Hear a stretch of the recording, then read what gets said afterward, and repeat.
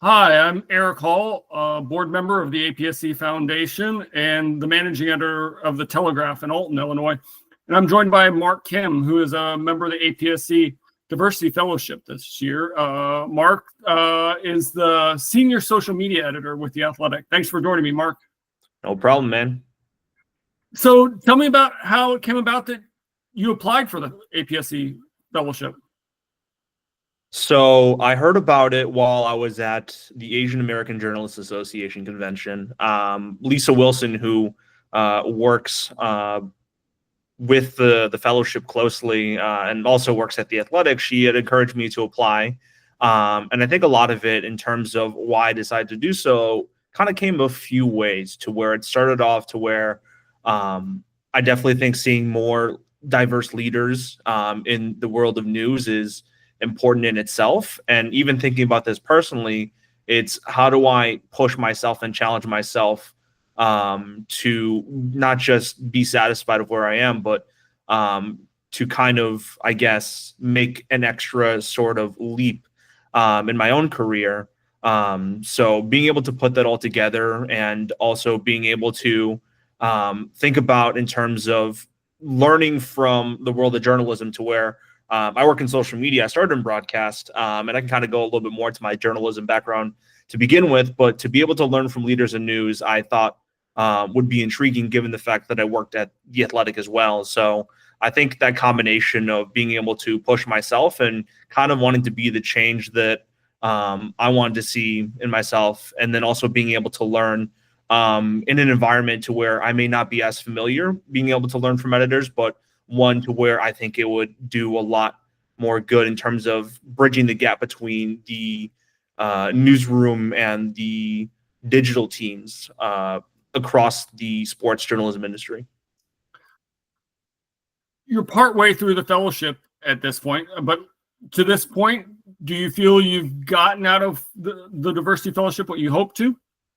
No, absolutely. I've gotten way more than I expected when it came to what I thought I was going to learn in terms of being in Nashville for the diversity weekend. I think was a great start to it, in terms of being able to take in knowledge from so many different people, whether it's people that are running entire sports departments, or people that are leading digital teams. And obviously, when it comes to my own colleagues in the fellowship, being able to learn from their experiences and kind of the battles they go through, it's way more than I expected when it came to what I thought I was going to learn, versus how much of the information not just applied to being a better leader, but kind of, being able to develop as a person, kind of in that that phase of your career too. So I think for myself, kind of thinking about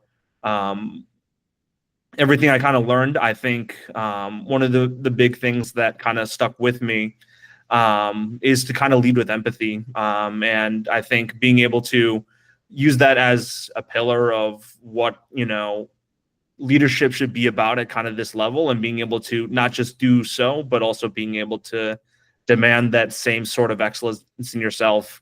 At least to me, like, are kind of the key things that kind of stand out. But overall, in terms of, like, I have my notebook to the side here of the different things I had learned, and I was reviewing it before hopping on the call with you, and I was like, where do I even begin with all the knowledge that's been dropped? And, as I kind of look over to the summer conference, I'm looking forward to continuing to fill those pages and learn from people from all types of backgrounds and their experiences, not just, being in the world of sports, but being leaders and the challenges that they've kind of been able to overcome along the way.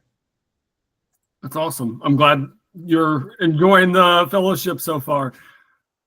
So let's dive a little bit more into the weekend in Nashville. Tell me about that experience for you.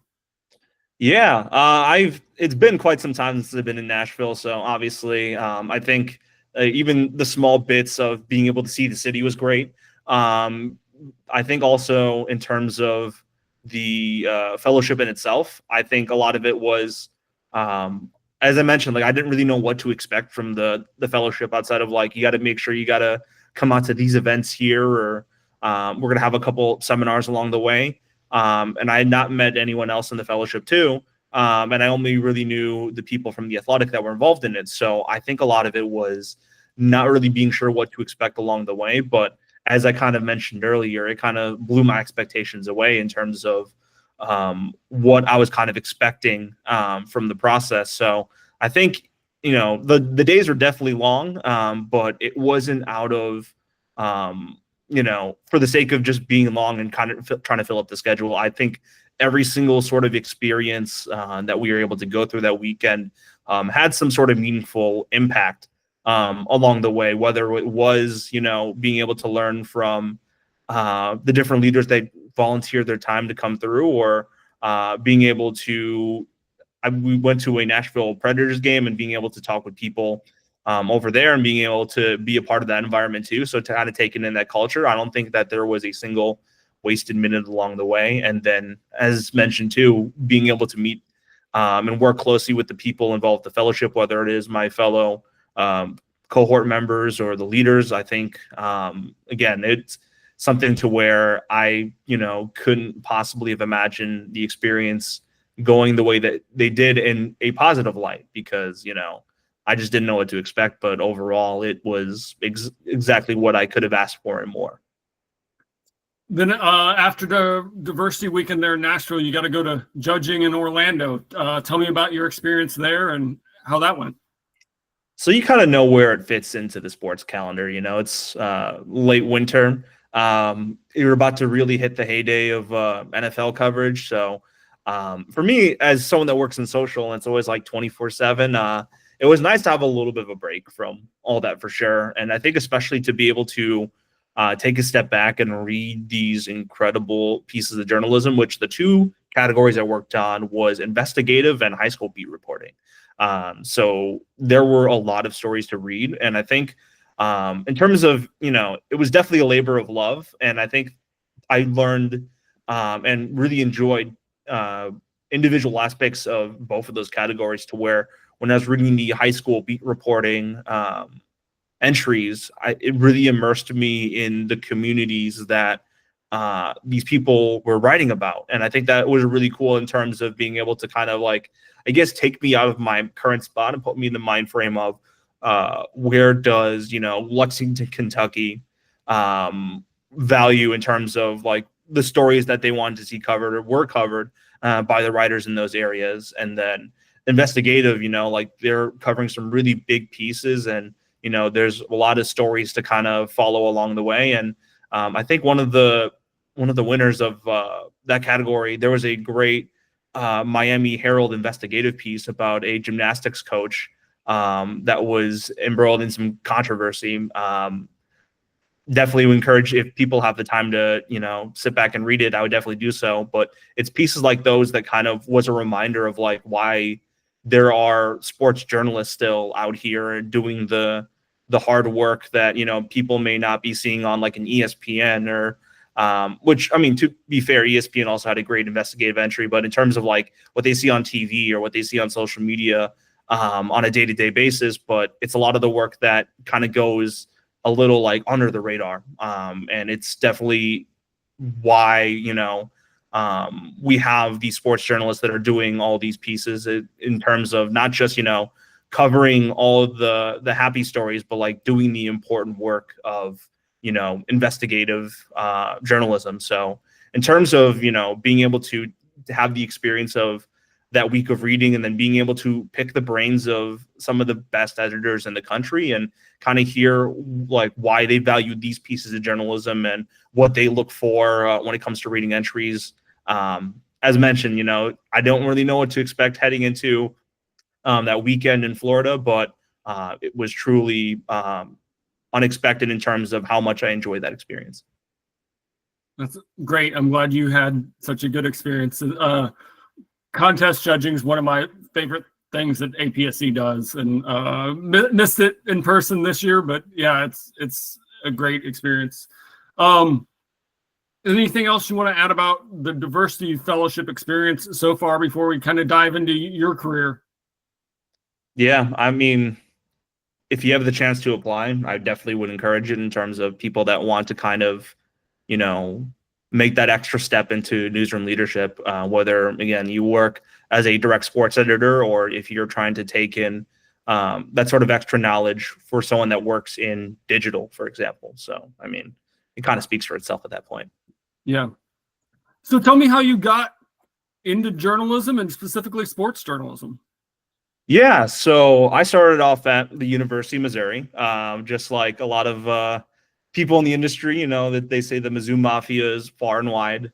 So I initially started in wanting to get into broadcast and wanted to being a sports reporter and anchor on TV, you know. So very traditional track in the world of journalism, but something I kind of noticed a little bit later into my studies is that like social media is really starting to come up. So there were a ton of people on Twitter and Facebook, and Instagram was starting to really get going too. So I think something that I noticed along the way when I was trying to build up my broadcast portfolio is that I had a really strong social media portfolio as well.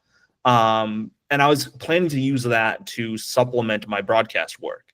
But I think at a certain point, I was like, what if I just switched, you know, and focused fully into the social media space and kind of dove in to that. And I decided to kind of go all in like a semester before I graduated. So maybe I should have gotten to it sooner, but rather, you know, the timing was perfect in terms of being able to have enough time to focus in on that side of my craft. So I think I spent a lot of time doing some freelance work, like both, you know, in that final semester and graduation, and being able to make sure that like I didn't just, you know, have clips of like, you know, like having like, hey, I worked on these pieces here and here, but like, how do I show that understanding of social media that's important to being able to cover, you know, sports in real time? So all that experience kind of led me to ESPN, where I kind of had my start. And it was a little less journalism-y and more obviously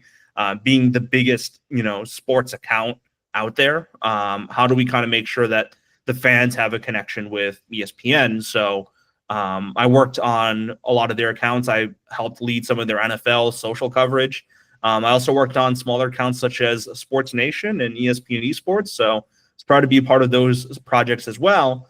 But I was missing the journalism world a little bit, and being able to cover that sort of like nitty gritty day to day sort of coverage. So I looked into this opportunity at The Athletic, which at the time was a startup, really looking to get their social media coverage going. So I was looking into my experience at ESPN and being able to see what aspects of that live coverage did I want to see kind of like blend in more with the journalism world. So I know that The Athletic has some of the best sports writers in the industry. And being able to work with them was such an easy sell in terms of like, I could take the work that they do and I can give it that sort of social, you know, repackage to where it kind of brings more eyes on some of the most important pieces or the best pieces of commentary or news coverage that we have on a regular basis. So I made that leap.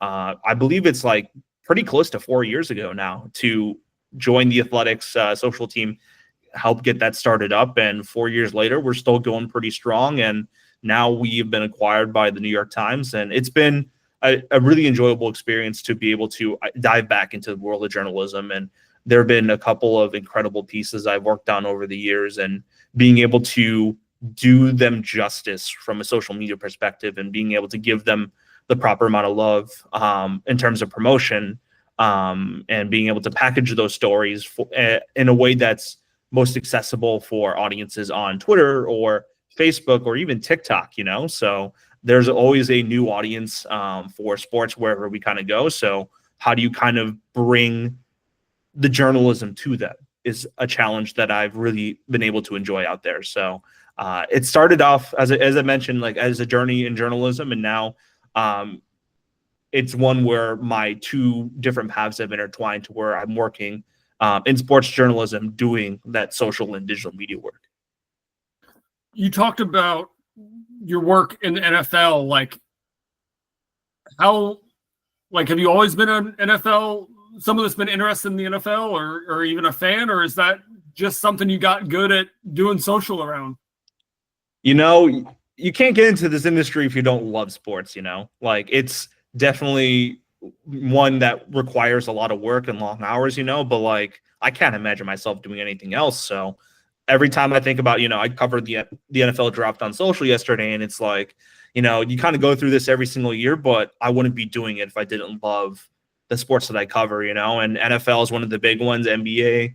Everyone's got, you know, at least like a couple of the major for North American sports, but I think, you know, you kind of learn about a couple more along the way. So like when I was at ESPN, we had gotten rights to MMA, so I ended up picking up some MMA along the way. And I also mentioned I worked on ESPN esports, so being able to pick up some of the esports knowledge over the years. There's definitely ways that you kind of adapt to whatever the company wants you to emphasize and the assignments that you're put on, but it's always one to where like I kind of immerse myself into the culture of those sports, and I learned to love it a lot, you know, to where it's like I still watch pay-per-views in my free time. I still follow the esports scene in my free time. So it's stuff to where like obviously, you know, you'll be asked to cover different things that you would never have expected to cover, but it's one to where, you know, I found a love for it along the way, in addition to being able to cover like the Super Bowl or the NBA finals or the college football playoff, you know.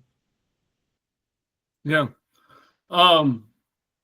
You kind of got going, it looks like, a little bit working at NBC Sports Chicago. So were you doing a lot of Bears work there? Or?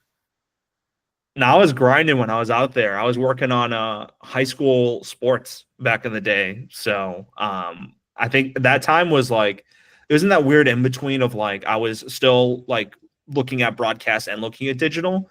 But they gave me a great experience in terms of being able to turn both to a certain degree, because they were looking for some of their, you know, state basketball coverage. So I was making sure that I was available, not just, you know, to grab clips for their broadcast, but obviously these games need to be covered in itself. And along the way, obviously, like they have some of the bigger names, which Taylor Horton Tucker is probably the biggest name, at least at the time. So knowing that there was an interest in him, being able to, I guess, like, knowing that and knowing that there'd be some social media buzz around him. So it's like, how do I get as many clips of him online as possible while I'm working this window and while I'm working for broadcast? So in general, when I'd always had the mind of being able to work both broadcast and social. And it's something that I got a little bit more reps there to a different audience. Yeah. What's